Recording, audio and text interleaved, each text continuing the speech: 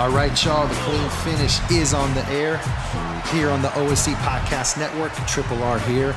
And as always, want to thank you guys for taking the time out to listen to us here on the OSC Podcast Network, whether it be on Apple Podcasts or on the YouTube channel. Please take the time to subscribe, comment, leave ratings. Any feedback will be greatly appreciated. And we got a lot to get into here. Joining me as always, Ant-Man. And Ant, we got some war games coming up, man. You want to speak on this real quick? We do got some more games. So I'm telling you, somebody in the WWE is listening to our podcast, because while I know this has probably been in the works for a while, we just seem to be calling it day after day after day. And so on the NXT show, they announced that at NXT Take Over Houston that they will be having a war games for the Undisputed Era versus Sanity versus the Author of Pain with Roderick Strong. So I think this is going to be an interesting take. It's a way to, I guess, bring more content to not only NXT, but take from the rich history of WCW and kind of retool it and refocus it into a WWE product. And so I think it's going to be interesting seeing the three teams go at it. You know, the couple of things struck me about the match itself. The fact that it's going to be three-man teams. You know, generally what war games back in the day was 2, 4, or 5-man teams. So it's kind of interesting them going this route with three-man teams. Have they had a chance to break down the rules or explain how exactly they were going to pull this match off? I don't think they have. I think they're still giving it time to breathe. But to me, it makes sense because then you separate. There's a distinction between war games and Survivor Series, in my mind. So three-man teams, I think, is an interesting twist on it. And that way you can establish, okay, War Games is three-man teams. Survivor Series is 2 5-man teams. And that way, you know, you bring back traditions of WCW, but you also establish new traditions as WWE. Another thing that struck me by surprise about this situation was the fact that, you know, the War Games match as we know it is the double-sided ring setup.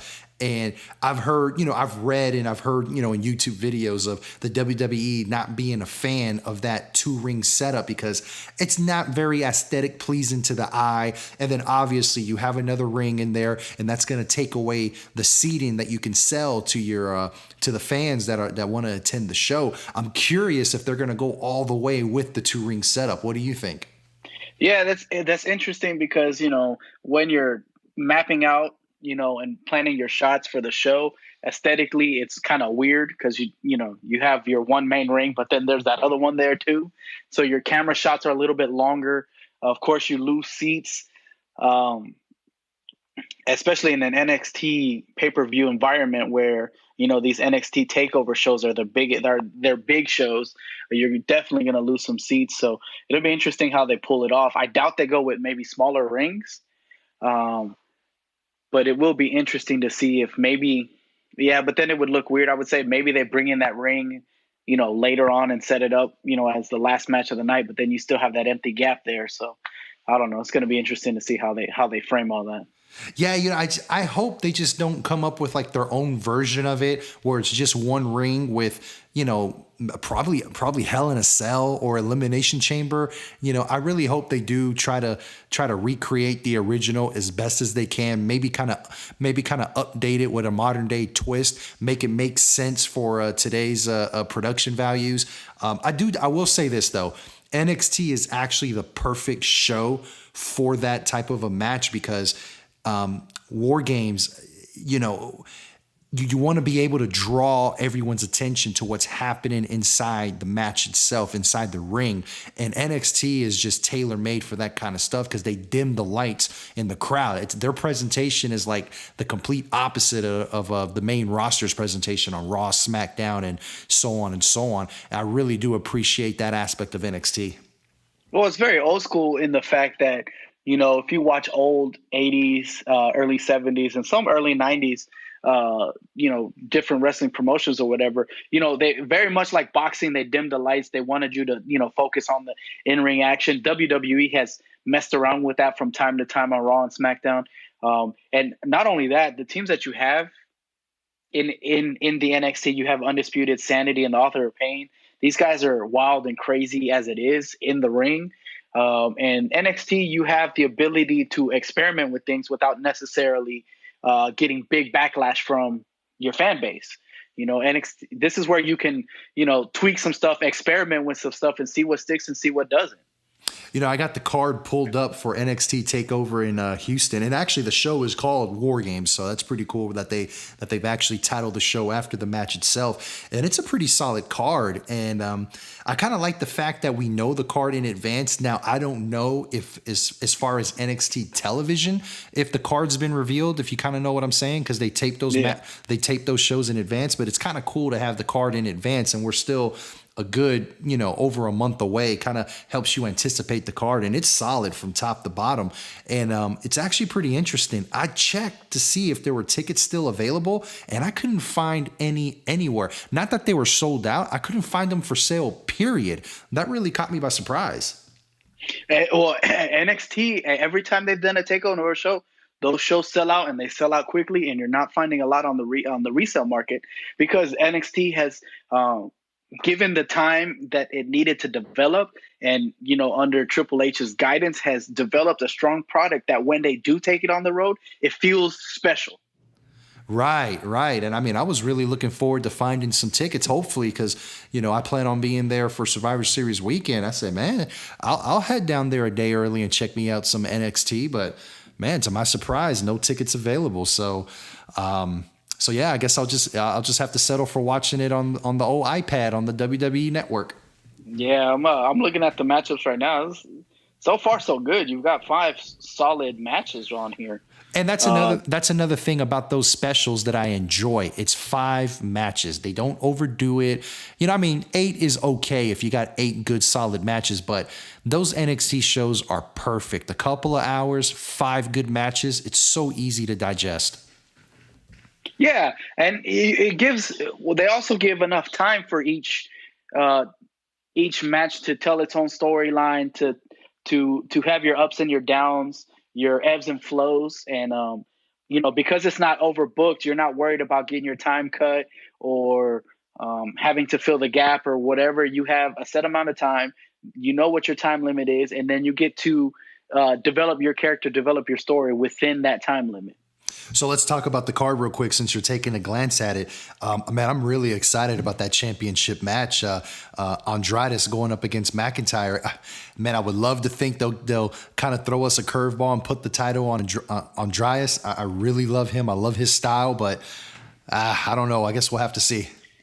I like Andrade. I think they never should. I don't understand why the WWE has this policy to bring over established Mexican wrestlers and immediately take their mask off. I would have loved to see Andrade keep his mask on. I like his in-ring ability. I like his style. He's got the look. I just don't know if that'll transfer over to the WWE network, the WWE fans, as far as Raw and SmackDown.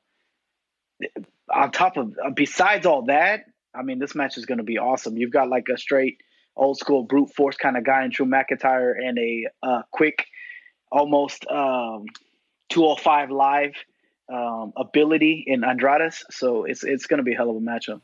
Yeah, it's going to be a great match, and it's going to be a great card. I mean, the War Games match that we talked about earlier, and then they got the Fatal 4-Way to crown a brand new women's NXT champion. Kairi Sane, Ember Moon, Nikki Cross, Peyton Royce. That's going to be phenomenal. Aleister Black going up against the Velveteen Dream. That's going to be a great matchup. And then, I don't know too much about Lars Sullivan, just a little bit of his work on YouTube going up against Cassius Ohno. Out of the 5, that's probably going to be, on paper, the weakest match, but you never know. That could be a good one too. That's true, but that's probably going to be your opener. As far as the Fatal 4-Way for the vacant women's title, who do you got in that match? You know what? I think it's going to be too early if they put it on Kairi Sane. She's positioned as the favorite. I think they're going to go ahead and give it to Ember Moon and then probably build towards an Ember Moon Kairi Sane match for maybe early next year or possibly WrestleMania time. Yeah, I think so too. I think Ember Moon's going to get the title. I've watched her from when she first got in there and slowly has developed into a solid women's wrestler. So I think it's her time to carry that belt. And I think Kairi Sane is going to, obviously there's other storylines that they're potentially working out with Kairi Sane, but I agree with you. I think they're going to slowly build her up, which is something NXT does very well. They give their athletes time to develop and time to build a character. All right, so that's happening next month, Survivor Series weekend. But let's go ahead and backtrack just a little bit. This weekend, this Sunday, we have Hell in a Cell from the Smackdown brand. Let me scroll up real quick, see where this one's taking place at. It is taking place in Detroit, Michigan, in the Little Caesars Arena. Let's discuss SmackDown's live attendance. There's been a lot of talk on the internet on the attendance going down and some visual proof, some photos floating around. We talked about how NXT's presentation is unique to them, kind of a throwback into the old school era where they dim the lights. It sounds like SmackDown might want to adopt a similar style. I think SmackDown definitely needs to adopt a similar style, especially given that their champion is not necessarily. He's not the worst, but he's not the best either. He's not the big focus on there.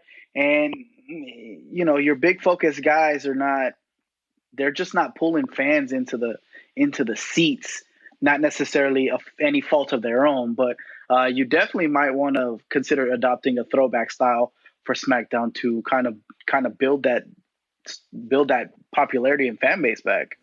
I think what's happening with their attendance, I think is to be quite frank, it's a direct result of the brand split shortly after WrestleMania. They decimated that roster. They do have some stars on that brand. You have your Kevin Owens, you have your AJ Styles, you have your Sami Zayns, you got Shinsuke Nakamura, but whenever you look at Raw, you have all three members of the Shield on Raw. You have Brock Lesnar on Raw. You have Braun Strowman on Raw. I mean, the roster seemed lopsided at the moment. It's very lopsided. You have AJ Styles as the United States champion. I like that move. Okay, you're basically putting him in the waiting position to then take the title back over and carry that brand. But his feuding with Baron Corbin and Ty Dillinger, while they're both good guys, and Corbin was on the rise until he got some backstage heat and they put him on the slow burner for now. There's just not the next level guys are not there. They're all on Raw, and if there is next level guys and they believe they have next level guys, they're definitely not developing a storyline where they're showing us that these guys are ready to take the reins.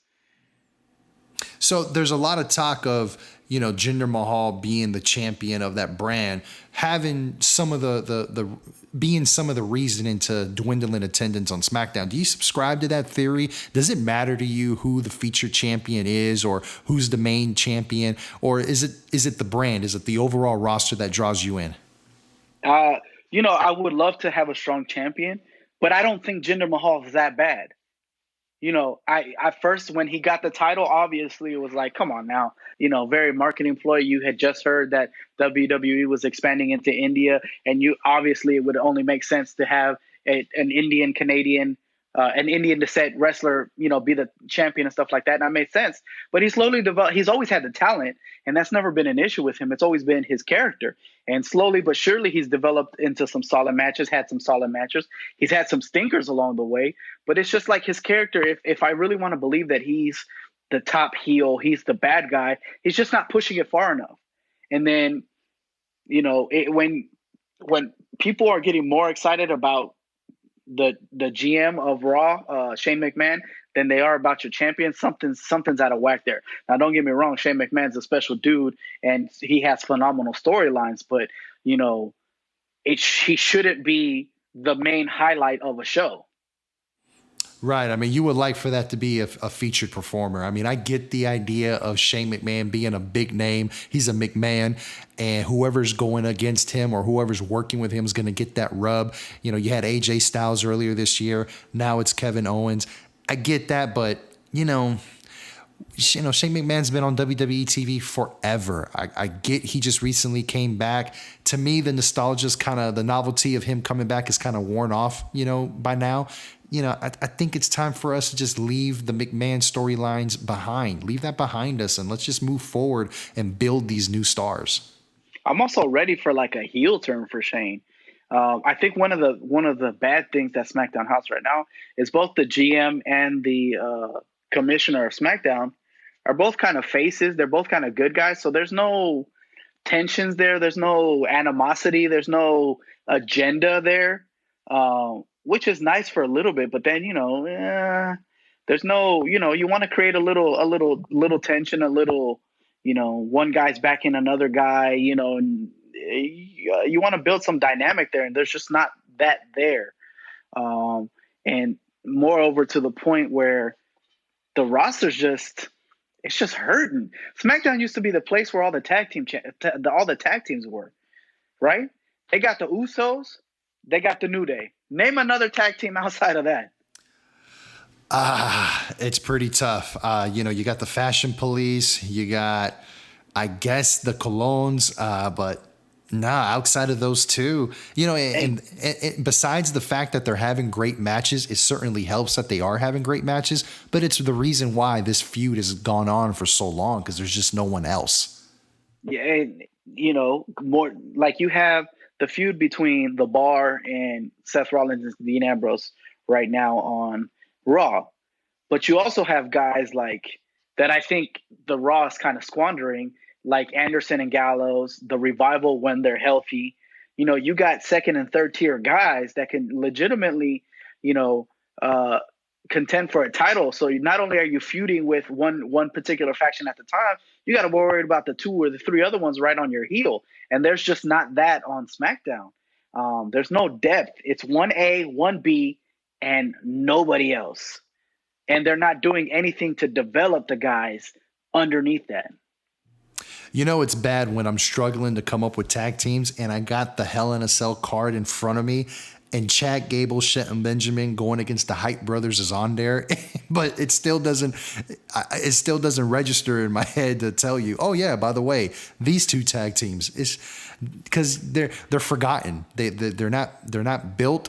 There's no focus on these guys. It's just they're just forgotten background players. Yeah, do something with them. And there's too many face tag teams on SmackDown. Yeah, I think you're right. I think here recently they've been teasing almost a kind of like a breakup between the Hype Brothers, between Mojo Rawley and Zack Ryder. But yeah, I think coming into the match, they are both faces. Yeah, but so you tease a breakup to do what? They're both going to end up as mid-carders or jobbers for the rest of separately. I thought bringing them together would be a good idea. They had some momentum in NXT. Bring them together. Do something with them. Give them the title for a month. Let's see how they do. Maybe when you put some gold on these guys' shoulders, they elevate their game. So on their shoulders, not around their waist like you like to wear them? Well, initially it goes on the shoulder. When you're defending your title, obviously you wear the belt. All right, so let's go ahead and talk about Hell in a Cell. I guess we'll kind of work our way from. Well, let's start with the dark match. Chad Gable, Shelton Benjamin going against the Hype Brothers. We just got done talking about it. They're possibly teasing a Zack Ryder a heel turn. I really don't have a prediction for this one. I really don't care too much about it. But what are your thoughts on this one? Obviously, you got Shelton Benjamin back. You have Chad Gable finding his way as a solo artist, now teaming with a new guy. I'm sure those guys go over. I'm sure there's something that Mojo does that kind of sets Zack Ryder off and faces a heel turn. A heel turn for Zack Ryder could be interesting. Yeah, I think it'll be a side of Zack Ryder we haven't seen since the Edgehead days. Yeah, it'll be interesting. Look, the dude was a master at recreating himself on the internet. He basically created the internet champion and gained so much momentum and fandom that the WWE had no choice but to kind of acknowledge it and do something with it. And then they ended up squandering it to begin with. So a heel turn for this guy might be interesting. All right, so we got 7 other matches to talk about here. I'm gonna try something new here. I'm gonna try to predict the order of the matches. I wouldn't be surprised if the event starts off with a Hell in a Cell match, just to kind of get one out of the way, so you're not watching Hell in a Cell matches so close to one another. It doesn't get stale for the audience. So I wouldn't be surprised if we start off with the Tag Team Championship match, Hell in a Cell, New Day going up against the Usos. New Day coming in as your SmackDown Tag Team Champions. How do you see this one playing out? I think they swap the titles again, and I think the Usos end up with the tag team titles again. Hell in a Cell. This will be an interesting matchup. My question is is Xavier Woods or whoever is not wrestling going to be in the cell with him, or will he be outside the cell? Well, the way they have it broken down on Wikipedia is Big E and Kofi with Xavier Woods. Now, isn't Xavier Woods recently was injured? Do we know if he's over this injury? That's kind of been Xavier Woods' career. His injury, he's always had like an ankle injury and stuff like that. So sometimes you see him, sometimes you don't. I think he's still nursing that injury. But I mean, does he get locked inside the cage as well, or is he sitting on the outside? I mean, I would assume sitting on the outside, because I mean that just wouldn't look right. The baby faces having a 3-on-2 advantage, but I mean we've seen weirder shit from the WWE. I'm gonna go ahead and agree with you though. I do think the Usos get the tag championships back.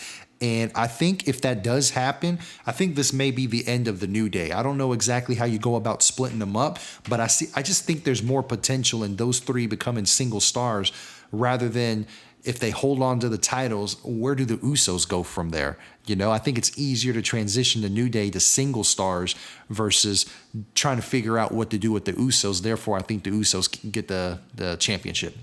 Yeah, that makes sense. Maybe a breakup for the New Day. I was reading some stuff online saying that, again, this could be one of those flip flops and leave it to such a thing where they could put it on ice for now, but there's unfinished business for maybe, a rematch again at WrestleMania. Yeah, it could be. I mean, these two teams, they work magic together. So, yeah, I wouldn't hate on seeing them go at it at WrestleMania. So, up next, maybe Bobby Roode and Dolph Ziggler.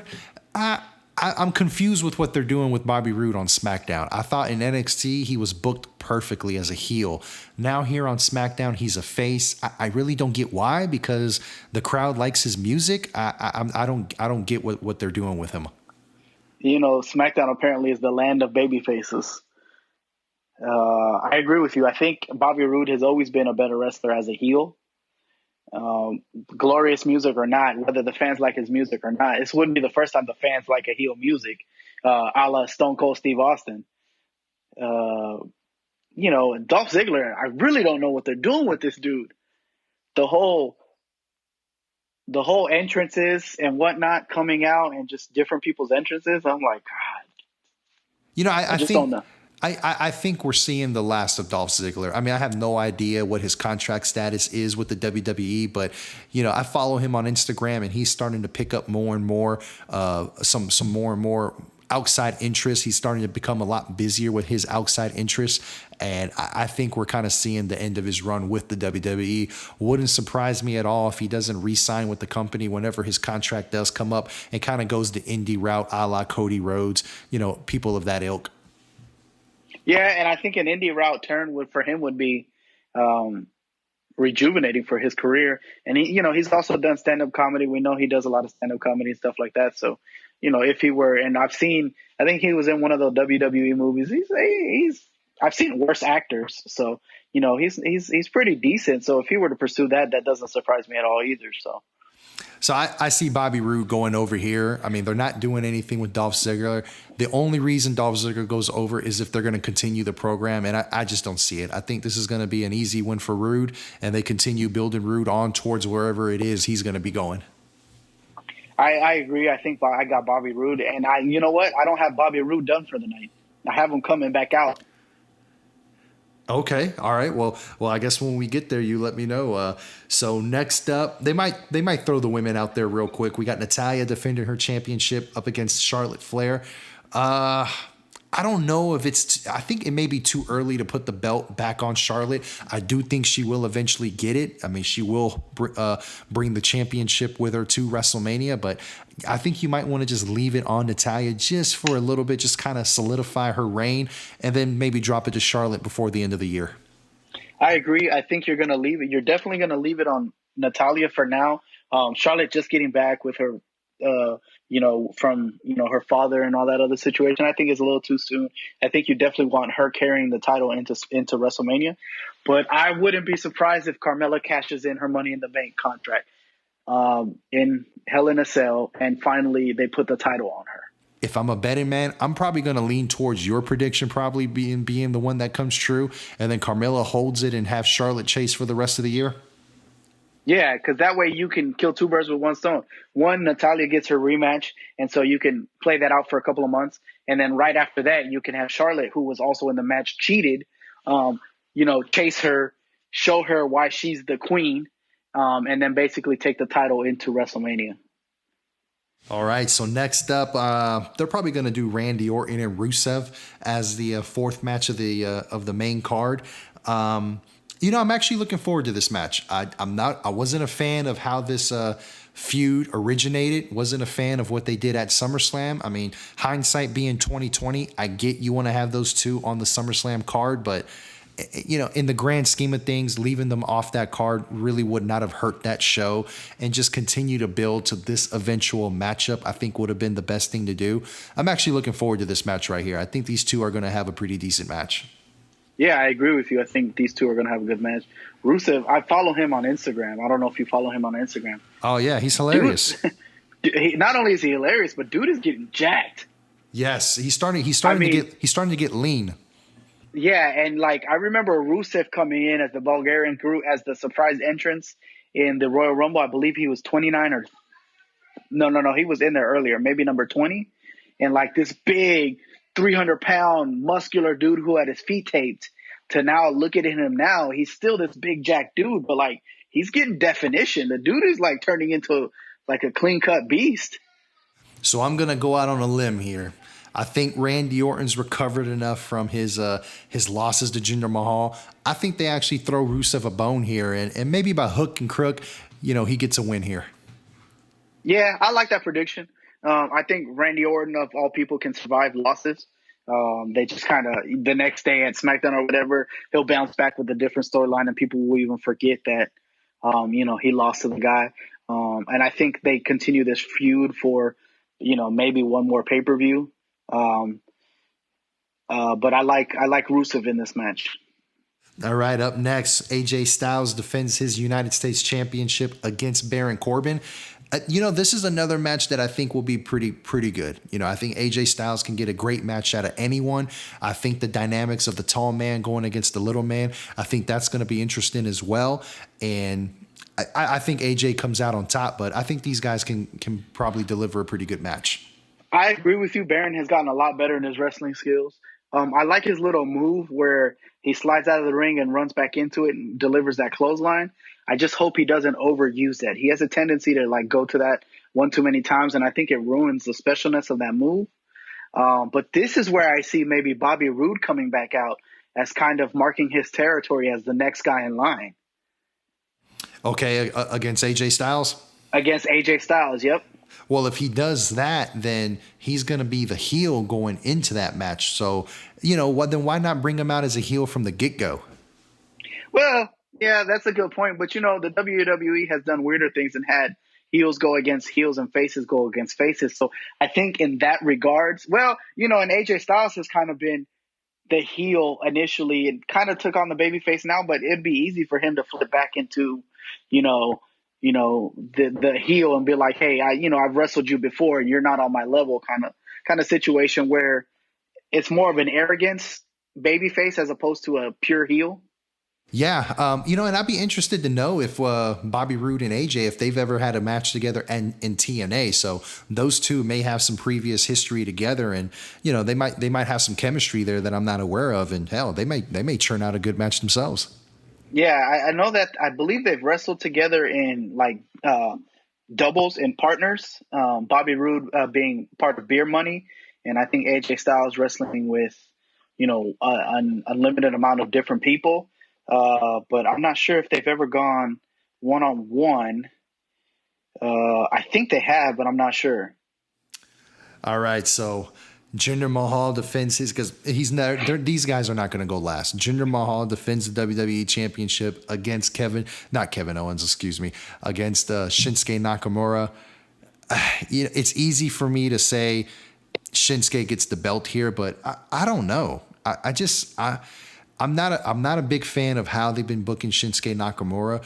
as far as a booking standpoint, as far as looking at it from a booking standpoint, they haven't done enough with him to make me think he can win the championship. I mean, as far as, pure wrestling skills, yeah, Shinsuke should be the champion. But as far as the story goes, as far as how they're booking it, I don't know, man. I can really see Jinder holding on to the belt and still holding on to it. And I mean, I don't know where you go from there. I don't know who ends up dethroning Jinder Mahal, but I'm split on this one. I can see it going either way.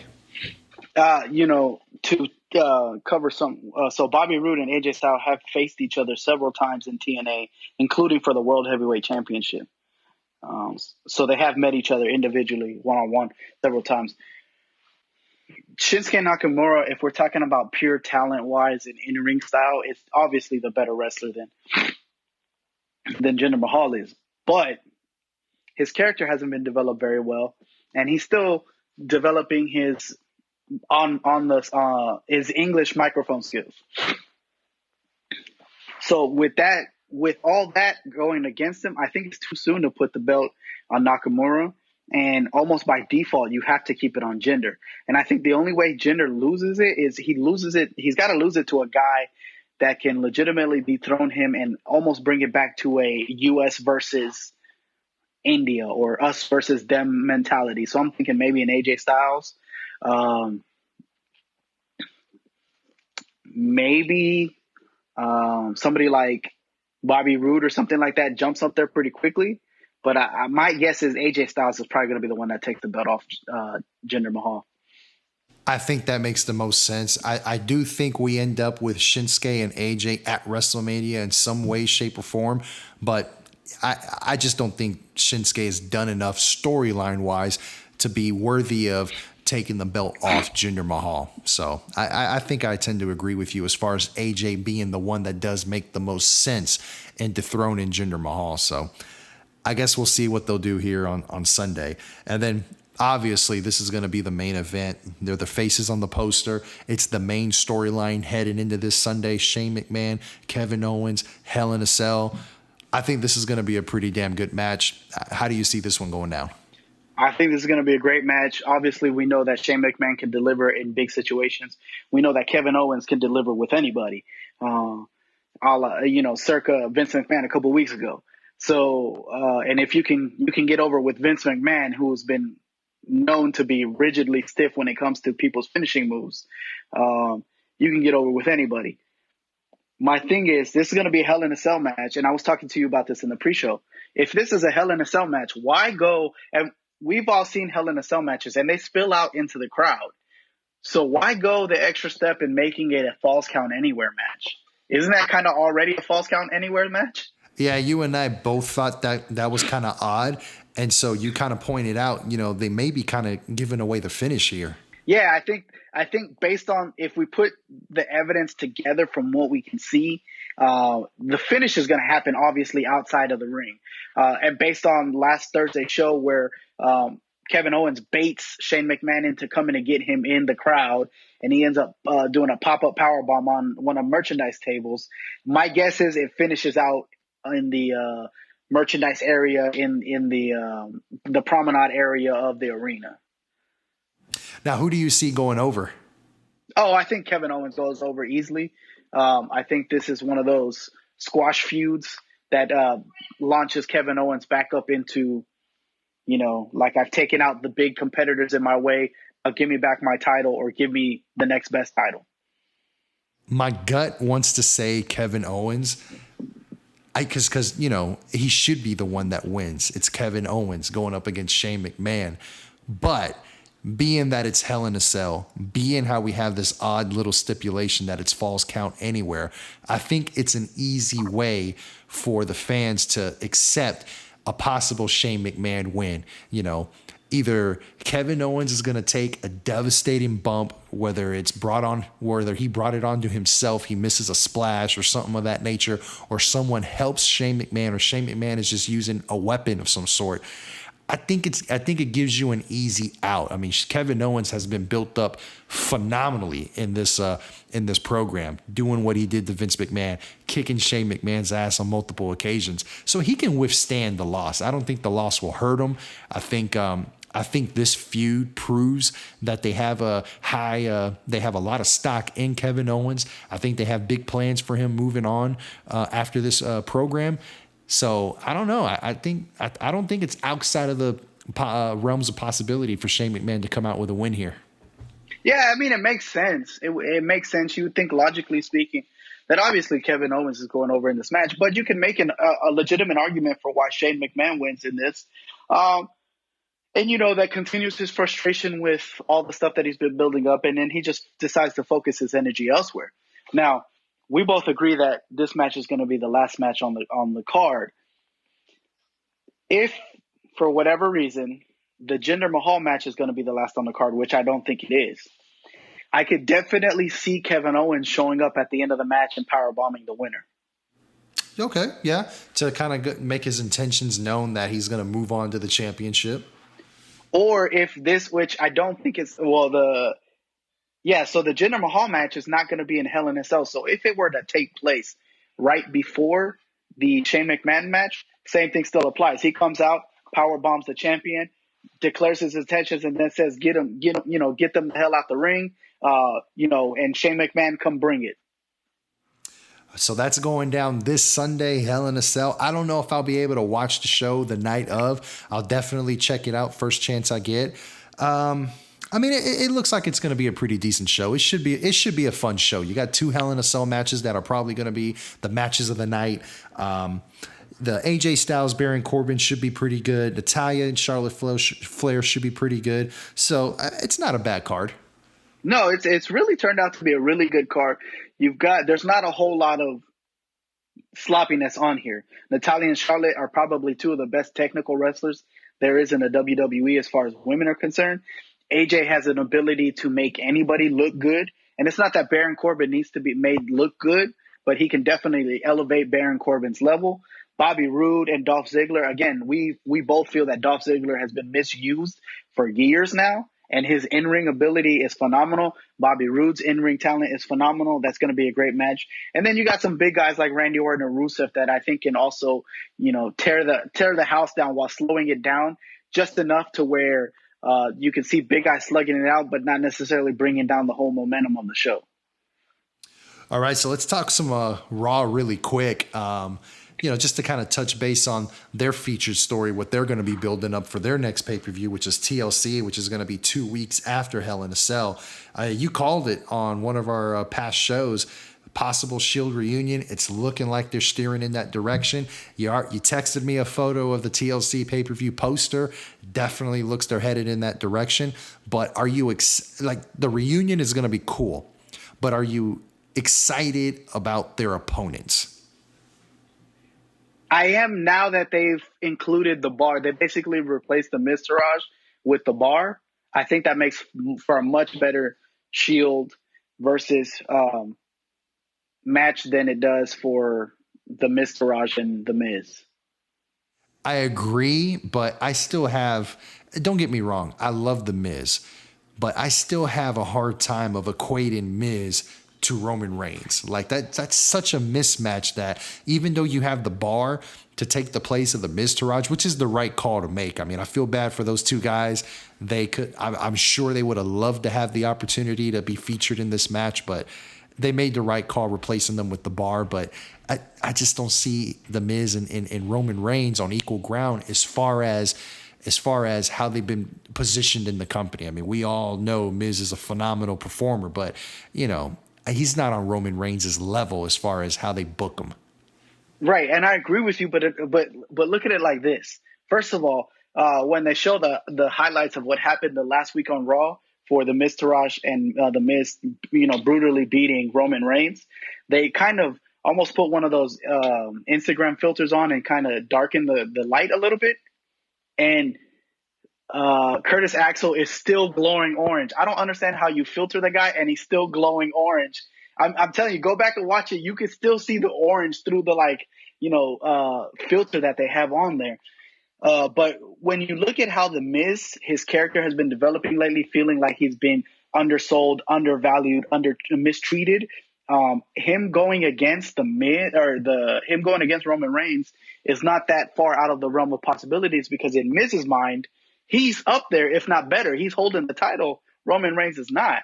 So in his mind, in his character's mind, he is far superior than Roman Reigns is. So I could see it. I think it's 100% the right call to replace the Miztourage with the Bar. I'm sure they would have done, like you said, decently, but I think the Bar is a much better opponents for the two, and it continues each individual storyline. And I think it's going to be awesome. And then, I sent you the picture of the leaked TLC photo, which featured the Shield. And then last week on Raw, you had the silent head nods to each other. So I think all of this benefits every single person involved. So it looks like they're going to continue the Finn Balor Bray Wyatt feud, which it boggled my mind at first when I saw that they were continuing it. But now I'm hearing talk of the Sister Abigail, the possible reveal of Sister Abigail. Have you been hearing the rumors of what we might possibly see? Yeah. So the initial rumor was that it was going to be actually his real half sister, who's also a wrestler, but she has gone out on the record and said no. And based off the evidence, they've already gone to reveal it's one of the NXT stars that is set to play the Sister Abigail. I guess. I mean, it is what it is. You know what boggles my mind even more than this feud continuing? Finn Balor's rating on 2K. Oh, we're going to get into that. We're going to save that for the very end. His rating on that just confuses me more than this matchup. So I did hear about those two rumors that you just mentioned, but have you heard also the rumor of this whole Sister Abigail deal possibly being Bray Wyatt and drag? Have you heard about that? No, I haven't heard that. Yeah, so that's that kind of, the promo that you see for this week's Raw, when it fades out, it just kind of changes his face to a very, I guess, ghoulish, female-ish, overlay on top of him. I hope they don't go that route. You know what? Surprisingly, I'm the opposite. I think it's an actual good idea. Like, Bray Wyatt is to the point now of such obscurity that I think something as radical in his left field as this right here, I think it might actually work. Like, I can't believe I'm saying it myself, but I'm actually looking forward to it if it is what they're going to do. Kind of like one of those Dr. Jekyll, Mr. Hyde situations. There's limitless possibilities where they can go with this. I think it could be very interesting if they decide to go all the way with it. Like, I mean, you can even do some sort of like inside joke of anytime he comes out as Sister Abigail, he's unstoppable. But when he's Bray Wyatt, he gets beat. Yeah, well, I mean, that makes sense. When you say it like that, it makes sense. But I just find it hard that in this day and age, in the era of political correctness, you can get away with drag wrestler. Yeah, and and thinking back to a few weeks ago where him and Goldust had that brief altercation, he took Goldust's makeup off. I mean, that may have been sort of a, not necessarily directly tying into the storyline, but sort of like a foreshadowing of what possibly is going to happen with Bray Wyatt. Yeah, but then again, when we saw Goldust come out as Goldust for the first time in the 90s, even as far crazy as the things that happened in the 90s, we were still like, oh, and it worked. So I guess I could see it working for Bray Wyatt. So, okay, so you touched on the 2K ratings, WWE 2K18 coming out on the video game systems here in a couple of weeks, I believe. Next October 17th, yeah. Okay, so October 17th. And so you shot me a text and you asked me if I knew about the ratings. And I heard that Roman Reigns was the top rated guy. I did hear that, but I didn't necessarily know how everyone else shaked out. But you did some looking into this, haven't you? Yeah, so I looked at them to kind of scroll through them and see what they got. I wanted to see who the top dog was, and Roman Reigns is the top dog at 95. They teased it. Full roster 2K ratings. Brock Lesnar's not the top. Brock Lesnar's rated at a 93. What kind of stumped me is they have Finn Balor rated at a 92. Oh, that is kind of high. I mean, and they have AJ Styles rated at a 90. No way in hell. No way in hell. Easily, those two need to be flip-flopped, and I wouldn't be completely mad. Oh, okay. So let me correction. Finn Balor Demon is rated at a 92. Oh, okay. Finn Balor himself is rated at an 88. But even still, Finn Balor Demon at a 92 it's still kind of high. It is. I mean, an 88 sounds about right for Finn Balor, period. I'm not mad at that. So some of the other big guys, Braun Strowman was rated at an 88. I think that's a little low. AJ Styles is at a 90. Let me see. Well, let me just comment on a few of those right there. I think Braun Strowman at an 88, that I'm not mad at that, but if they would have given him a 90, I'd say, oh, okay, that sounds about right. I'm actually surprised with Lesnar being ranked as 93. I really am. I mean, let's think about it. He's only lost to one man in how many years now? Goldberg. So you don't want to give him the top rating. I get it, but for him to be 2 points lower than Roman Reigns, I think that's a bit of a stretch for me. Well, you have John Cena and Brock Lesnar both rated at 93. I don't have a problem with them being rated the same, but 2 points lower than Roman Reigns. I know they want to make Roman Reigns the guy, but I'm not buying that. That seems a little rough. Kevin Owens is rated at an 88. I think that's low. That is low. He should be at least 90. Yeah, Samoa Joe's at an 88. Seth Rollins is at a 92. Oh, yeah. If you're going to have Seth Rollins at a 92, Kevin Owens definitely should be at least 90. I'm all right with Samoa Joe at 88. Let me see. Some other big. Sheamus is at an 85. I think that's a little low for Sheamus. I would be okay with an 88, 89. You know what? I'm actually not mad at Sheamus at 85. I'm actually not mad at that. I'm curious to see where they have Cesaro. Cesaro is rated at an 86. Oh, so a 1 point higher than Sheamus. That's interesting. Yes. And then Dean Ambrose is at an 88. So he's several points below Seth Rollins. I'm not mad at that. 88's about right for Dean Ambrose. They have Enzo Amore at a 74. Yeah, that's about right for Enzo Amore. How about the women? Emma's rated at a 75, which is what I think is funny. So some of the big women, you have Charlotte rated at an 85. Becky Lynch rated at an 83. You see, I'm surprised by that because when you put Charlotte at an 85, that kind of tells me you're putting them on the same scale as the men. And that makes no sense to me. Like Charlotte's a 90. I mean, I agree. For the females. Well, they have Alexa Bliss at 85, and you can't tell me the two are in the same category. Oh no, of course not. I mean, I'm again, put in Charlotte in the 90s, then I'm okay with Alexa Bliss being 85. But them being damn near neck and neck, no, they got that wrong right there. Yeah, I agree. I think you have Asuka at 87. I think she is the highest rated woman. Yeah. At an 87, I mean, I guess. I mean, she should be a 95. She's the other 95 if they have her at 87. How about do they have any legends on the game in any of their ratings? They have Triple H on here. He's an 80. Hold on, give me a sec. He's an 89. So is The Undertaker, is also an 89. That's surprising, especially Triple H, because he went on a long run where he was consistently either the top or second highest rated guy in the game. So that's about it. They don't have any other guys like Sting or Flair, none of those guys in there. Now it's interesting. You and I talked about this game the last time we saw each other in person, and you haven't played in a few years, right? I sure haven't. Well, so what was the last one you played? Can you remember? Oh, probably early 2K when wrestling games were still sucky. I mean, are we talking like possibly 10 years? Yeah, we're talking about like PS2.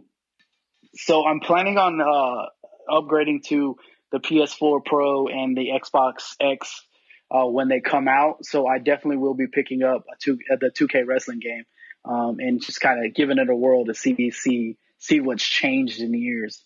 Well, that's interesting. So let's go on a little sidebar here and talk some video games. So you haven't, upgraded in quite a while. So what makes you want to upgrade to both? Like, do you see yourself having time to play both?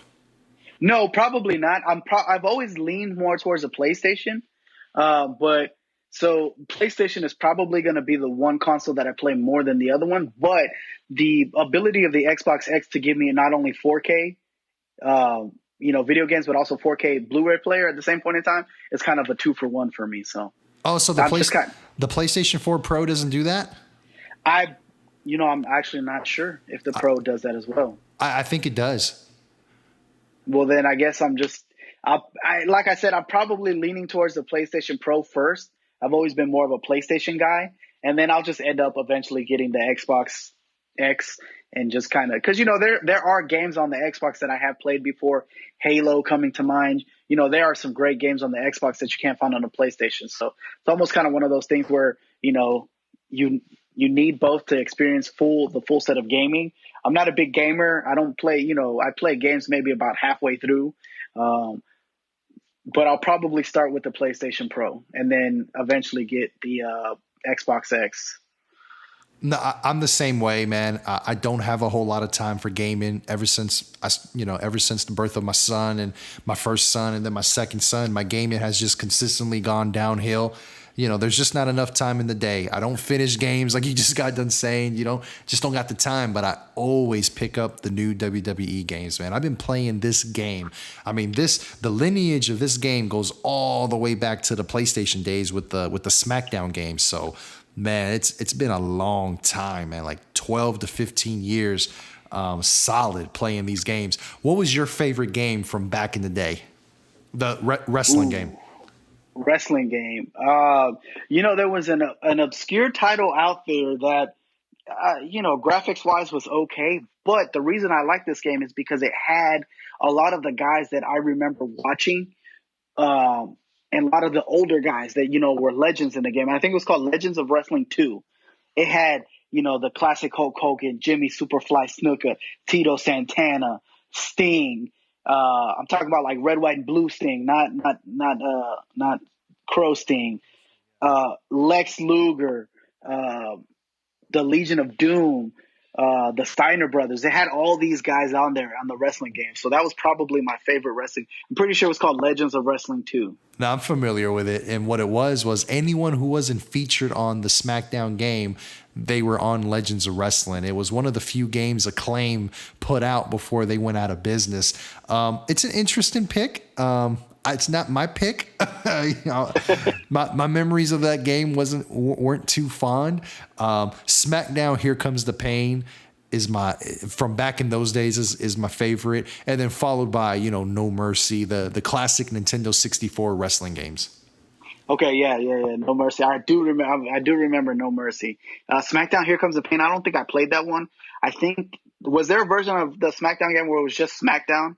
Like no subtitle, it was just Smackdown, whatever, 2004 or whatever, something like that. The very first one was just WWF Smackdown, and then Smackdown Part 2, and then they started giving them subtitles. It was Shut Your Mouth, and then Here Comes the Pain was the fourth installment. Okay, so I think Shut Your Mouth I did have. Yeah, that was a good one. I think I do remember having Smackdown Shut Your Mouth. But, again, I'm not, I'm an okay gamer. It's not like, I don't dedicate my life to gaming. I'm never going to be, in the top 100 or whatever. So, it's pretty cool. But I have seen how far along wrestling video games per se have come as far as what you can do, the graphics, the abilities, the rings, and all that other stuff. So I'm definitely kind of excited to play this game, to get back into it per se. Oh, it's going to be phenomenal. The creation suite is what really interests me. You can create your own arenas. You can create your own wrestling leagues. Your own federations. If you want to make the Ant-Man Wrestling Federation, you have all the tools at your disposal to make that happen. And that's what's really cool about the games nowadays. The AWF sounds pretty good to me. There you go. Who's going to be your champ? I mean, I probably surprise people and not go with the norm. Kind of give somebody one of those guys that I think that is on the cusp. He just needs one of those shots. So I think maybe I'll go that way. Again, I'm kind of digging on Bobby Roode. I've always loved Bobby Roode, especially back to his TNA days. So, I might just come out and just give him the title. So just to close out real quick, you mentioned Bobby Roode. For whatever reason, it reminded me of Mike Kanellis and Maria Kanellis. You know, they made such a big deal of bringing them two in. They even went out of their way and moved Miz and Maurice off of SmackDown to make room for them because they were so similar as far as their act went. And they've done zilch with these people, man. What do you take away from that? The power of love. You know, shout out real quick to Maria Kanellis. She's also pregnant. Oh, is she? Okay, that's cool. Yeah. They've gone to jobber status. He's been back from the injury, and he was defeated in 90 seconds. Yeah, I don't know. You know, here's what I think. Maria Kanellis on her own as far as the women's division was, phenomenal. She made a name for herself. I think she won a couple titles.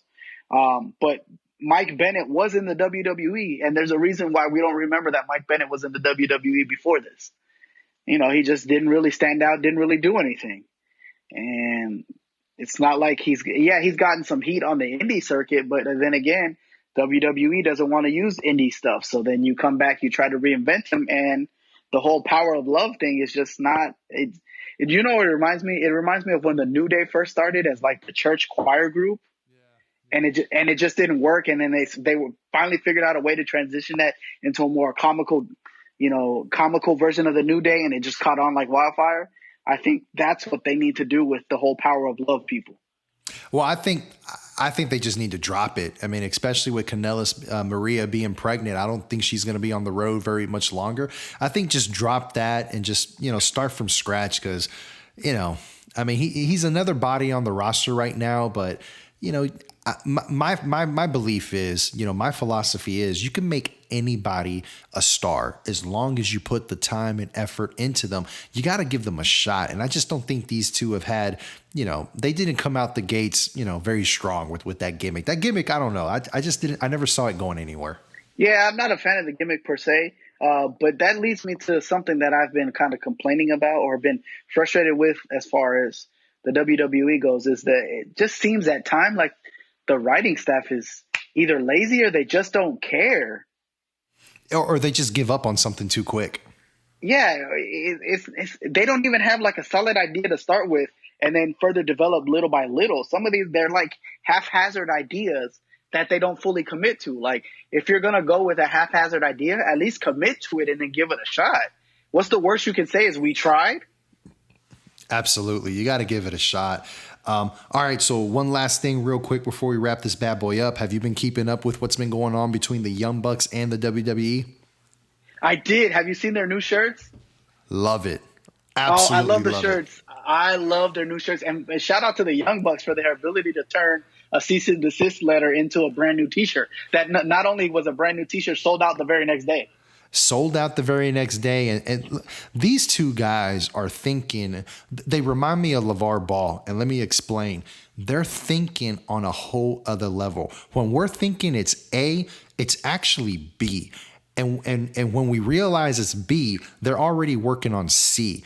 It wouldn't surprise me at all if they've had, maybe not necessarily that shirt per se, but they've had the idea on the back burner this entire time. Like, man, eventually they're going to, I'm not saying they knew the Too Sweet was a trademark because hell, I didn't know that. But, let's say they had an idea that it was. It wouldn't surprise me at all if they planned all along to pull this shirt out of their back pocket whenever they got hit with, whether it was a cease and desist a letter or just any kind of pushback from WWE whatsoever. They probably, and I agree with you, they probably had this idea festering in their heads because, this isn't the first time that we've seen the Young Bucks use the Too Sweet. They've been using it for a while. The Balor Club or the Bullet Club has been using it for a while. So I'm pretty sure in the back of their heads, they're like, man, we got to figure out a way to stick it to these guys.